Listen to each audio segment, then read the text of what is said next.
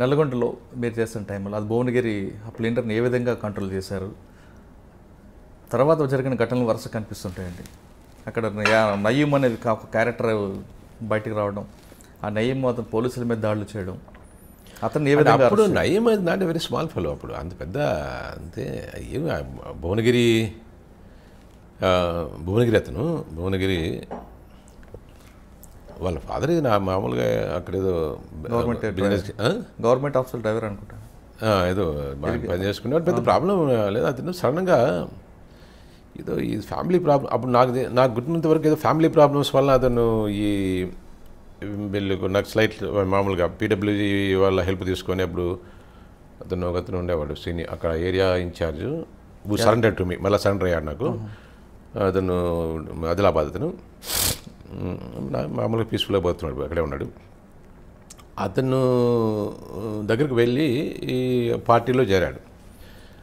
ఇది అరెస్ట్ అయింది కూడా చాలా పెక్యులర్. అప్పుడు నార్మల్గా పోలీస్ స్టేషన్లో నేను నార్మల్ పోలీస్ స్టేషన్లో పోయినప్పుడు పోలీస్ స్టేషన్లో ఒక ఆపోహ ఏముండేదంటే, అప్పుడు సివిల్ పోలీసు ఇది మా పని కాదు, వాళ్ళు ఏదో ఏఆర్ఎల్ స్పెషల్ పార్టీల వాళ్ళు ఎవరైనా వేరే ఇప్పుడు మన అప్పటికైతే గ్రే హౌండ్స్ ఇవన్నీ ఉండే కదా, టాస్క్ ఫోర్స్ అని వాళ్ళ పని.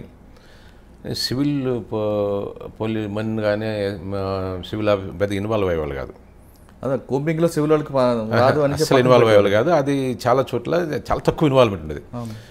సో పోయేటప్పుడు అక్కడక్కడ నేను పోయినప్పుడు చెప్పేవాళ్ళని పిలిచి మాట్లాడి కానిస్టేబుల్స్తో ఎవరు ఏం చేశారు, నువ్వేం చేసావు, ఎంత సర్వీస్ అయింది, ఎన్ని రివార్డ్స్ వచ్చాయి, ఏం పనిష్మెంట్స్ ఉన్నాయి అని ఒక చోట ఇట్లా మాట్లాడుతూ ఒక అతను అడిగా, ఏమయ్యా నువ్వు 22 ఏళ్ళు హెడ్ కానిస్టేబుల్ సర్వీస్ ఉంది, ఒక్క రివార్డ్ లేదు నీకు, 2-3 పనిష్మెంట్లు ఉన్నాయి, నువ్వు ఏ ఊరి మీద అడిగా, చెప్తాడు పలానా ఊరు అని, అదే జిల్లా.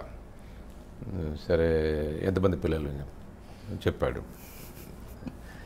సరే చెప్తేమా నువ్వు మరి ఎప్పుడన్నా మీ పిల్లలు అడగరా, నువ్వు ఇంతకాలం నుంచి పనిచేస్తున్నావు 20 డిపార్ట్మెంట్లో 22 ఏళ్ళు, ఏం సాధించావు, చేసినవేమన్నా కొంచెం ఏమన్నా పట్టుకున్నావా, దొంగలను పట్టుకున్నావా? మా నార్మల్ పిల్లలు క్యూరియాసిటీ ఎక్కువ కదా, క్యూరియాసిటీతో అడుగుతారు, వాళ్ళ క్లాస్మేట్స్ చెప్పుకోవడానికి కూడా అడుగుతుంటారు. అవునా నువ్వు ఎక్కడికి పని చేసావు, నువ్వు పట్టుకున్నావా, మామూలుగా చూసా సినిమాల్లో అక్కడెక్కడ చూసి అడుగుతారే, మరి చెప్పడానికి కానీ ఏమైనా ఉన్నాయా అని. అంటే అతను కొంచెం సీరియస్గా, నాకు ఎంకరేజ్మెంట్ లాగా ఇట్లా ఉన్నాము సార్, ఏం నిజాయితీగా పనిచేసే కాలం లేదు, అదే అన్నాడు. సరే నీకు ఏం ఎంకరేజ్ కండి వాళ్ళ బాబు, చెప్పు ఏం చేస్తావు, నువ్వు ఏం పని చేయగలవు, నన్ను స్పెషల్ పార్టీలో పెట్టి చూడండి సార్ అన్నాడు. సరే నువ్వు రేపటి నుంచో ఉండు,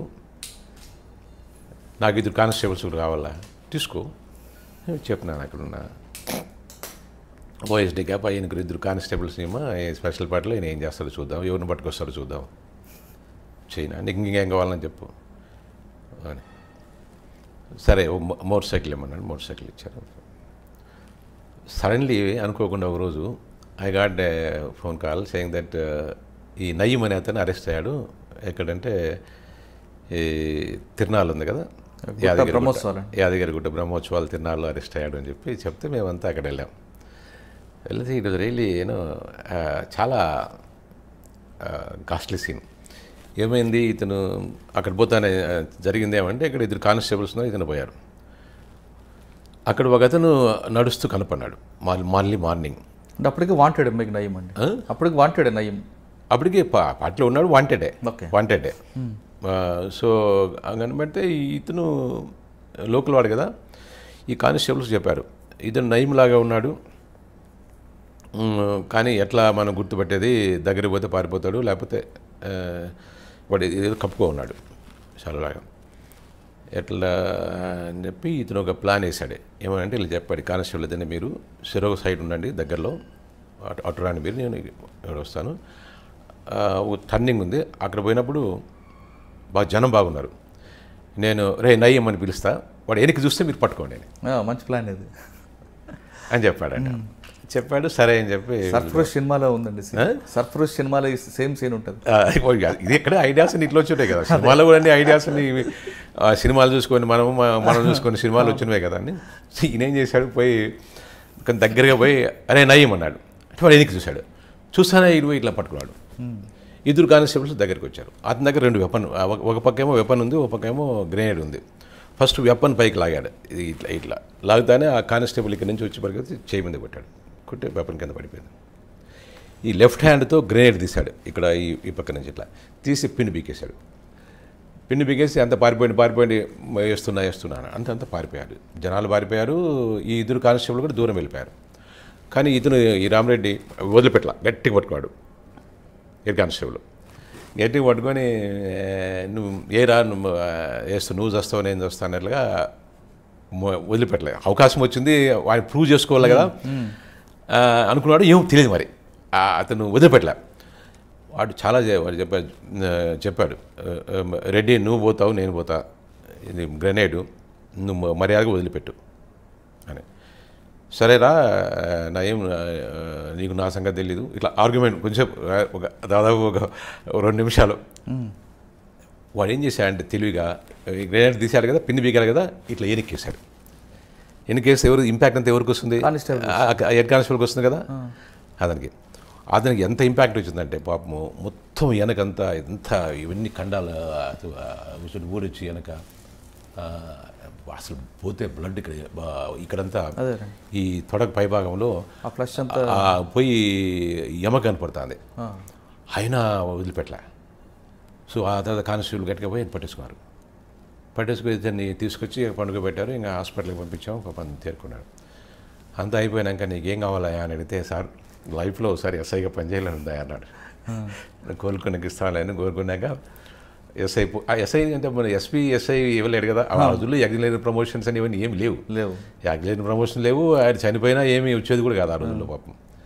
తర్వాత ఈ గవర్నమెంట్ చాలా స్కీమ్స్ వచ్చినాయి. తర్వాత కొంత ఇవన్నీ అప్పుడు ఏం లేవు, యాక్సిలరీ ప్రమోషన్లు ఏం లేవు. ఏం చేయాలా? సో అక్కడ ఒక పోలీస్ స్టేషన్లో ఇతను పెట్టి అక్కడ ఆ ఎస్ఐ పోస్ట్ ఖాళీగా పెట్టి ఇతను ఇన్ఛార్జ్ పెట్టాం కొంతకాలం. అట్లా మోటివేషన్ ఉన్నారు కాబట్టి మీరు ఇట్లా మోటివేషన్ ఉంటే అట్లా పని చేసేవాళ్ళు. లేదనుకుంటే సివిల్లోనే అదే పొజిషన్లో అసలు అది అంతవరకు ఆ సర్వీస్లో ఒక రివార్డ్ లేదు అతనికి. హెడ్ కానిస్టేబుల్ లోకల్ మ్యాన్, అదే కొంచెం పౌరుషం ఉంది, కొంచెం ల్యాండ్ అక్కడ చిన్న ల్యాండ్ అంటే పెద్ద ల్యాండ్ లార్డ్ కాదు, చిన్న ల్యాండెడ్ ప్రాపర్టీ కొద్దిగా ఉంది. సో అది గుర్తింపు అనేది ఒకసారి మనము గుర్తింపిస్తే అది చాలా ఇది వస్తుంది. ఇప్పుడు మీరు ఆర్మీలో చూసారు కదా, వాళ్ళు ఎందుకు ప్రాణాన్ని తెగించి పోరాడతారు అక్కడ? ఆ గుర్తింపు. మన దేశము మనం ఏకి రాకూడదు, ఆ పట్టుదల. Hello, this is Renu Desai. Please subscribe to iDream.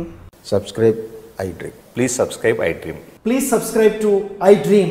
For more videos, subscribe iDream. Hi, this is Revati Chaudhary. For more videos, please subscribe iDream. For more videos, please subscribe iDream. మీరందరూ కూడా iDream ఛానల్ని సబ్స్క్రైబ్ చేయాలని కోరుకుంటున్నాను. I'm Sucharita, Home Minister of Andhra Pradesh. For more videos, subscribe iDreams.